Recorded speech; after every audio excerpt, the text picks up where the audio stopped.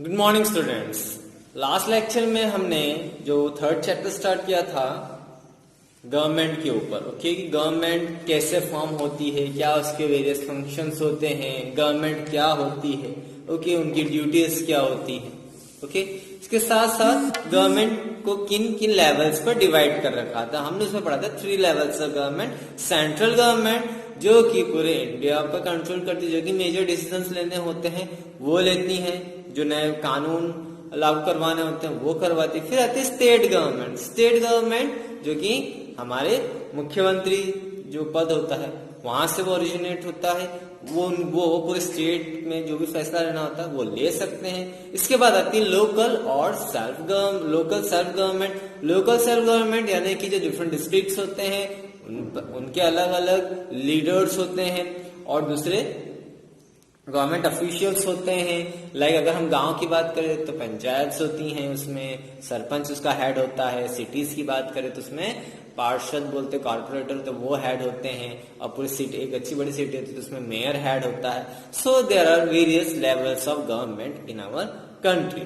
Okay, अब उसके साथ साथ हमने एक और चीज पढ़ी थी कि गवर्नमेंट लॉज क्यों बनाती है। ओके, और लॉज बनाती है तो ऑब्वियसली बात है कि कोई कारण होते होंगे। उसमें हमने एग्जांपल पढ़ा था कि अगर कोई बच्चा अगर 14 इयर्स से कम की एज का तो उसको आप काम पर नहीं रख सकते हैं। 14 इयर्स तक या उससे ज्यादा के बड़े बच्चों को ही आप काम पर रख सकते हैं। और अगर ऐसे बहुत सारे अदर लॉज भी बने हुए हैं, तो सब लॉज बनाने का कुछ ना कुछ नियम कायदे कानून है। ओके, अब ऑब्वियसली बात है 14 इयर्स का बच्चा होगा तो वो अगर काम करेगा तो पढ़ेगा लिखेगा कब, और हो सकता है कि आप उससे कोई ऐसा काम करवा लो जिससे उस बच्चे की जान पर बनाए। आपने न्यूज में पढ़ा होगा कि 14 ईयर से कम के बच्चे पटाखों की फैक्ट्री में काम करते हैं या केमिकल की फैक्ट्री में, तो उनको इतना नॉलेज नहीं होता, उनके लिए जान उनकी जा सकती है। इस वजह से गवर्नमेंट ने 14 ईयर्स से कम की एज वाले बच्चों को बिल्कुल आप काम पर नहीं रख सकते। इसके साथ साथ एक और हमने एग्जाम्पल पढ़ा था कि जो स्ट्रीट वेंडर्स होते हैं, हॉकर्स होते हैं, है ना। स्ट्रीट वेंडर हॉकर्स यानी कि जो सिटीज में आपने देखा हो, जो कि ठेले पे या फिर जो सड़क के किनारे जो अपनी छोटी मोटी दुकान लगाते हैं, उनके अगेंस्ट भी एक लॉ बना था म्युनिसिपल कॉर्पोरेशन एक्ट के तहत कि ये एक तरीके से इलीगल है। पर लेकिन बहुत सारे पीपल्स जो होते हैं सिटीज में उसी पर डिपेंडेंट होते हैं। इनफैक्ट पीपल्स भी खरीदते हैं उनसे चीजें, मतलब हम आम इंसान भी खरीदते हैं उनसे चीजें, और उनकी कहीं ना कहीं रोजी रोटी चलती है। तो अगर किसी ने अगर फोर्सफुली उसको कोई अगर जैसे बहुत सारी जगह म्युनिसिपल कॉर्पोरेशन को हटा देती है, तो ऐसे टाइम पे वो इंसान कहाँ जा सकता है, कोर्ट जा सकता है और अपील कर सकता है। और अगर कोर्ट को लगता है तो वो वहां पर उस लॉ को वो खारिज कर सकते हैं, उस नियम को खारिज कर सकते हैं। जैसे कि हमने अपनी बुक का ही एग्जाम्पल पढ़ा था कि अगर कोई आपको किसी पब्लिक प्लेस पे जाने से रोक दे जस्ट बिकॉज आप किसी दूसरे धर्म के इंसान हो, या आपकी जो कास्ट है वो लोअर कास्ट की है, या आपको मंदिरों में घुसने नहीं दिया जा रहा है जस्ट बिकॉज आप लड़का है या फिर लड़की है ना। हमारे यहाँ बहुत सी जगहों पे ऐसा होता है। तो इस केस में तो ऐसे जो लॉ बने हुए हैं इसके अगेंस्ट आप कोर्ट में जा सकते हो, वहां आप अपील कर सकते हो, अपना केस फाइल कर सकते हो, और कोर्ट आपको उस लॉ के अगेंस्ट यानी कि उस लॉ को हमेशा के लिए खारिज कर देगा, और उसके साथ साथ एक्शन भी लेगा कि जो भी अथॉरिटीज ऐसा काम कर रही है। ओके, आज जो हम पढ़ रहे हैं वो हम पढ़ेंगे what are the different types of government ना। गवर्नमेंट अगर आप जैसे क्लास 6 के हिसाब से हम सिर्फ गवर्नमेंट को 2 फॉर्म में पढ़ेंगे, एक डेमोक्रेटिक गवर्नमेंट और एक monarchy government. Okay, democratic government में बहुत सिंपल सा एक जो रोल दे रहा हूं कि यहाँ पर हम अपना लीडर या फिर अपना नेता जो पूरी कंट्री पे या स्टेट पे रूल करेगा, या अपने गांव में जो सरपंच बनेगा, यहाँ पे कौन इलेक्ट करना है, वहां के जनता खुद इंडिया इलेक्ट करती है। तो ऐसी गवर्नमेंट जहां पर जनता खुद अपना लीडर्स चुनती है by voting system, this is known as democracy. Monarchy government में ऐसा कुछ नहीं होता है। मोनार्की गवर्नमेंट में वहां की जनता नहीं चुनती है अपने राजा को, वो खुद ब खुद अपने आप को सेल्फ राजा डिक्लेयर कर लेता है, या फिर उसके दादा परदादा, उसके पापा परदादा खानदानी मतलब पीपल्स जो कि बहुत लंबे समय से रूल करते हैं, या तो वो रूल करते हैं या फिर कोई पावरफुल इंसान जो होता है वो खुद को राजा घोषित कर लेता है, वो फिर अपने हिसाब से गवर्नमेंट को चलाता है। आइए एज पर द बुक हम पढ़ते हैं। सबसे पहला डिफरेंट टाइप्स ऑफ गवर्नमेंट हम पढ़ेंगे डेमोक्रेसी। ओके, डेमोक्रेसी की सबसे बेहतरीन डेफिनेशन अब्राहम लिंकन ने दी थी, जो कि अमेरिका के पहले राष्ट्रपति यानी कि प्रेसिडेंट थे। ओके, 16th प्रेसिडेंट थे। ओके, और इनका कहीं ना कहीं बहुत बड़ा रोल था स्लेवरी, जो गुलाम बनाने की जो प्रथा थी उसको एबॉलिश करने का, उसको हमेशा के लिए खत्म करने का। Okay, according to Abraham Lincoln, the 16th president of United States of America, democracy means government of the people, by the people and for the people. उन्होंने गवर्नमेंट या डेमोक्रेटिक गवर्नमेंट की डेफिनेशन ये दी थी कि government of the people, by the people and for the people. Government of the people इसका मतलब वो जनता की गवर्नमेंट है। ओके, बाय द पीपल यानी कि उस गवर्नमेंट को किसने चुना है? इंसानों ने, जो उस देश के जनता है, जनता ने चुना है। फॉर द पीपल यानी गवर्नमेंट किसके लिए काम करेगी? जनता के लिए। ये उन्होंने एक डेफिनेशन दी थी। Which provide people legitimacy to government. Okay, जिसकी वजह से जो पीपल्स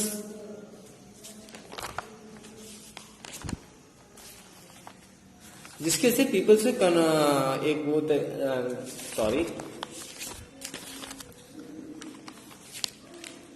जिसकी वजह से पीपल्स को कहीं ना कहीं एक तरीके का एक रूल टाइप बन गया था कि हमें अपनी गवर्नमेंट को खुद चुनना है।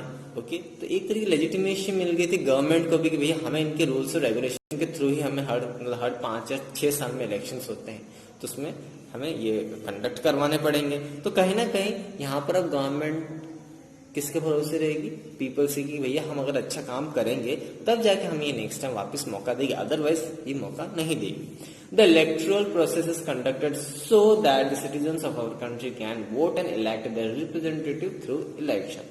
इसके लिए क्या प्रोसेस की जाती है? इलेक्शंस कंडक्ट करवाए जाते हैं। बहुत पुरानी बात नहीं है, आपने पिछले साल ही देखा होगा एमपी में इलेक्शंस हुए थे, विधानसभा इलेक्शन, जिसमें कि हमारे चीफ मिनिस्टर्स के इलेक्शन हुए थे। इसके बाद लोकसभा इलेक्शन हुए थे, जिसमें कि हमें सेंट्रल गवर्नमेंट चुनी गई थी, यानी कि हमें प्राइम मिनिस्टर चुने गए थे। तो आपने देखा होगा कैसे कैंपेनिंग होती है, कैसे रैलीज निकाली जाती है, कैसे प्रचार होता है। फिर बाद में एक वोटिंग डे आता है, जहां पर आपके जो एल्डर्स होते हैं, जिनकी एज 18 या 18 से ज्यादा होती है, वो जाके पोलिंग बूथ पे जाके अपना वोट डाल के आते हैं, जिस पार्टी के लीडर को वो चाहते हैं कि हमारा लीडर बने। The elected representative that form the government work for the people and make decision on their behalf। और जो भी पर्सन को सबसे ज्यादा वोट मिलते हैं तो ऑब्वियसली बात है वो इलेक्शन जीतता है और वही उनका लीडर होता है। फिर वो उन्हीं पीपल्स के लिए काम करता है जिन्होंने उसको मतलब वोट देके जितवाया। They are responsible and accountable to the people for their decision. इसका मतलब ये है कि वो कोई भी डिसीजन लेता है उनके बिहाफ पे तो वो पूरी तरीके से रेस्पॉन्सिबल, मतलब कि अकाउंटेबल या फिर आंसरेबल इसलिए है कि क्योंकि जनता ने उसे चुना है। अगर वो कोई गलत डिसीजन लेता है तो जनता उसका ऑब्जेक्शन उठा सकती है, उसके अगेंस्ट प्रोटेस्ट कर सकती है। ओके, इसमें एक फैक्ट है कि इंडिया पूरे दुनिया अगर पॉपुलेशन के हिसाब से दूसरे नंबर पे आती है, मतलब जनसंख्या के हिसाब से, तो दूसरे स्थान पर आता है एज ए डेमोक्रेटिक गवर्नमेंट, दूसरे स्थान पर आता है as a population and first या फिर लार्जेस्ट डेमोक्रेटिक कंट्री में आता है, क्योंकि यहाँ पे हमारे हर लेवल्स पे इलेक्शंस होते हैं। सेंट्रल गवर्नमेंट का इलेक्शन अलग होता है, स्टेट गवर्नमेंट का इलेक्शन अलग होता है, सिटीज में पार्षद और मेयर का इलेक्शन होते हैं, गांव में सरपंच के इलेक्शन होते हैं, यानी कि different levels, in fact the village level तक भी इलेक्शंस होकर ही जो भी वहां का लीडर होता है उसको चुना जाता है। ओके, अब जो नेक्स्ट जो हम टाइप ऑफ गवर्नमेंट पढ़ेंगे वो हम पढ़ेंगे monarchy government. Okay. Another form of government is monarchy. In monarchy, power lies in the hand of a single individual, that's the king or the queen. Okay. Monarchy government एक ऐसी form of government है जहां पर पूरी power होती है वो किसके हाथ में रहती है? राजा के हाथ में। ना उसको कोई हटा सकता है, ना उसके अगेंस्ट कुछ बोल सकता है। वो हो सकता है कि खानदानी परंपरा के तहत वो राजा बना हो, या फिर हो सकता है पावरफुल इंसान हो जिसने कि किसी दूसरे राजा को हराकर वो खुद स्वयं वहां पर अपने आप को राजा घोषित किया हो। द किंग और king has the power to make decisions on behalf of the people, और सारी जो फैसला जो फाइनल अथॉरिटी होती है फैसला लेने की वो किसके हाथ में होती है, राजा या फिर रानी के। ही और शी में discuss matters with small people but the final authority remains with him और हर। हो सकता है कि वो जिसके इसमें डिफरेंट अपने ऑफिसर्स लगा रखे उनसे थोड़ा बहुत डिस्कशन करता, पर लेकिन फाइनल जो डिसीजन लेने की अथॉरिटी किसके पास है, राजा और रानी की, और वो सभी को ऑबे करनी होगी, चाहे वो जनता के हक में हो वो फैसला या फिर ना हो। Thus, unlike democracy, rulers do not have to justify their actions under monarchical form of government. और जैसे कि डेमोक्रेसी में क्या बताया था कि हमारे लीडर्स अकाउंटेबल है, उनको आंसर देना पड़ सकता है कि अगर कोई डिसीजन आपने लिया है तो क्यों लिया है, बट मोनार्की गवर्नमेंट में ऐसा कुछ नहीं होता है, उसकी जैसी मर्जी होगी वैसे फैसला लेगा, कोई उससे सवाल नहीं कर सकता है, वहां की जनता उससे सवाल नहीं कर सकती आपने ये फैसला लिया तो लिया कैसे। ओके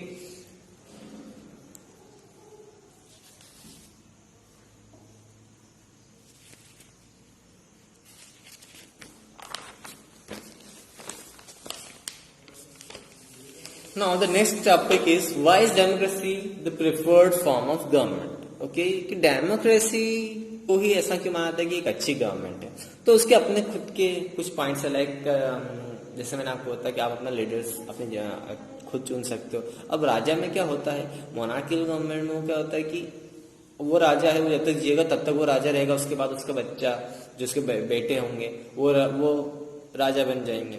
ओके, पर लेकिन डेमोक्रेटिक गवर्नमेंट में हमने क्या जानते हैं, हर 5 साल में इलेक्शंस होते हैं, लाइक इंडिया में हर 5 साल में इलेक्शंस होते हैं, अदर कंट्रीज में लाइक अमेरिका जैसी कंट्री को तो वहां पे 6-6 साल में इलेक्शंस होते हैं। हर कंट्रीज के अपने अपने नियम है, पर बेसिकली 5 से 6 साल का नियम रहता है। तो यहाँ पर जनता को कहीं ना कहीं एक स्कोप मिल जाता है कि हम अपना लीडरशिप, सपोज करो बाय मिस्टेक जनता से गलती हुई, उन्होंने अपना लीडर्स नहीं चुना, तो उनके पास 5 साल बाद एक और अपॉर्चुनिटी आती है कि हम यहाँ पर अपना लीडर्स चेंज कर सकते हैं। तो कहीं ना कहीं इसी वजह से भी डेमोक्रेसी को एक प्रिफर्ड फॉर्म ऑफ गवर्नमेंट बोला जाता है कि सबसे बढ़िया फॉर्म ऑफ गवर्नमेंट माना जाती है democratic government. Okay, India follows the democratic form of government. The attainment of democracy was a consequence of a struggle led by the people of India for the independence from the British rule. Okay? अब democratic government, India एक democratic government है, पर लेकिन democratic government की जो नींव थी वो कहीं ना कहीं जब भारत अंग्रेजों का गुलाम था वहीं से डली हुई थी। जो लीडर्स ने उस समय स्ट्रगल करा, जो वहाँ के जो उस समय जो हमारे इंडियन जो पीपल्स थे उनके साथ जो दुर्व्यवहार हो रहा था, सबके साथ दुर्व्यवहार हो रहा था, उस वजह से कहीं ना कहीं नींव डली कि नहीं, अब जो हमारी गवर्नमेंट होगी डेमोक्रेटिक गवर्नमेंट थी। इससे पहले भी, अंग्रेजों के पहले भी हमारे इंडिया कैसी कौन सी फॉर्म गवर्नमेंट थी, मोनार्की गवर्नमेंट थी, मतलब डिफरेंट राजा रानी जो कि रूल करते थे। ओके, तो कहीं ना कहीं जो ब्रिटिश रूल्स के अगेंस्ट जो हमारे स्ट्रगल थे उन सब चीजों को ध्यान में रखते हुए हमारे लीडर्स, उस समय जो बड़े बड़े लीडर्स, उन्होंने ये फैसला लिया कि हम अब जो अपनी सरकार बनाएंगे या गवर्नमेंट बनाएंगे वो एक डेमोक्रेटिक गवर्नमेंट होगी। आज भी ऐसी बहुत सारी कंट्रीज है जहां पर डेमोक्रेसी नहीं है, वहां पे मोनार्चिकल गवर्नमेंट है, लाइक सीरिया, अफगानिस्तान आज भी स्ट्रगल कर रही है डेमोक्रेसी के लिए। ओके, अब डेमोक्रेटिक गवर्नमेंट जो है वो क्यों अच्छी है, उसके कुछ पॉइंट्स दे रखें। लाइक सबसे पहला पॉइंट है representative democracy. Okay, the main feature of a democracy is that people have the power to elect the representative. The representative meet and make decision for the entire population. Therefore democratic government are also referred to as representative democracy. In a representative democracy, people do not participate directly; they choose their representative through election. Representative democracy का मतलब कि यहाँ पर कोई person अपने आप को किसी पार्टी से अपने आप को नॉमिनेट करता है, खड़ा होता है सिलेक्शन में, और वही उसी को आप लोग इलेक्ट करते हैं। मतलब आपके पास ऐसा नहीं है कि केवल एक ही पर्सन खड़ा है, डिफरेंट पार्टीज के अलग अलग पर्सन खड़े होते हैं, लाइक कांग्रेस पार्टी का अलग, बीजेपी का अलग, वहां की जो लोकल पार्टी है उसका कोई अलग कैंडिडेट खड़ा, कोई निर्दलीय इंसान अलग खड़ा। तो यहाँ पर जनता को स्कोप मिल जाता है कि हमारे सबसे सारे ऑप्शन है, कौन हमारे लिए बेहतर काम कर सकता है, या उसका मतलब ऑब्वियसली बात है कि बेहतर काम करेगा नहीं करेगा, हम उसी पार्टी को वोट देंगे कि ये पार्टी अच्छा काम करती है या उसका वो लीडर अच्छा काम करता है। तो कहीं ना कहीं यहाँ पे इंसान अपने रिप्रेजेंटेटिव को खुद चुन सकता है। ओके, और इलेक्शंस होते हैं उसके लिए। ओके, उसके बाद आती है यूनिवर्सल एडल्ट फ्रेंचाइजी। ये बहुत सबसे जो कहते हैं बहुत इंपॉर्टेंट पार्ट है किसी भी डेमोक्रेटिक में। यूनिवर्सल एडल्ट फ्रेंचाइजी का सबसे जो अच्छे से डेफिनेशन ये होगी कि कोई भी पर्सन 18 साल या फिर 18 साल के ऊपर का हो वोट कास्ट कर सकता है, ना अपने वोट दे सकता है, अपना लीडर वो चुन सकता है। ना उसमें कोई भेदभाव किया जाएगा कि वो लड़का है कि लड़की है, ना उसकी जाति देखी जाएगी, ना उसका धर्म देखा जाएगा। ओके, बस वो इंडिया का रहने वाला होना चाहिए और उसकी एज 18 या 18 से ज्यादा होनी चाहिए। The process of voting is important for a representative democracy, है ना। अब कोई रिप्रेजेंट कर रहा तो उसको जस्ट वो खड़ा हो गया, उससे हम वो उसको लीडर घोषित नहीं कर सकते, हमें वोटिंग करानी पड़ेगी। इलेक्शन होगी, जब आप वोट दोगे कि नहीं हमें ये वाला लीडर हमें चाहिए, इतने सारे ऑप्शन है हमारे पास, इसमें से हमें ये वाला लीडर सबसे अप्रोप्रिएट लग रहा है जो कि लीडर बन सकता है, आप उसको वोट दोगे तो उसके लिए वोटिंग करवाना जरूरी। ओके, तो एक country can not call itself democracy unless voting rights are extended to all its citizens. कोई भी कंट्री फुल तरीके से डेमोक्रेटिक नहीं हो सकती है जब तक कि उस देश की एक एक जनता के पास पूरा हक हो वोटिंग करने का, क्योंकि ऐसे बहुत सारी कंट्रीज हैं जहां पर रिस्ट्रिक्शंस हैं। लाइक अभी 2015 में ही दुबई आपने सुना होगा, यूएई, तो यूएई जो कंट्री है आपने सुना होगा कि 2015 या 14 के आसपास ही वहां पर वुमेन्स को राइट मिले थे वोट करने के। इससे पहले वहां पर वुमेन्स वोट नहीं कर सकती थी, बट लेकिन इंडिया में सिंस इंडिपेंडेंस यानी कि देश आजाद होने के ठीक बाद ही जितनी बार भी इलेक्शन हुए वहां पे सभी को वोट करने का पूरा हक था, चाहे वो लड़का हो लड़की हो, अच्छा कोई भी धर्म का पर्सन हो, हायर कास्ट का हो लोअर कास्ट का हो, कोई मैटर नहीं करता, चाहे वो अमीर हो गरीब हो, हर कोई वोट कर सकता है। The right to vote is given to all individuals above the age of 18 years irrespective of any discrimination and is known as universal adult franchise। और इसी राइट को हम बोलते हैं यूनिवर्सल एडल्ट फ्रेंचाइजी की, लाइक 18 साल या 18 साल से ऊपर का कोई भी पर्सन उस कंट्री का वो वोट कर सकता है, तो उसी को हम बोलते हैं यूनिवर्सल एडल्ट फ्रेंचाइजी।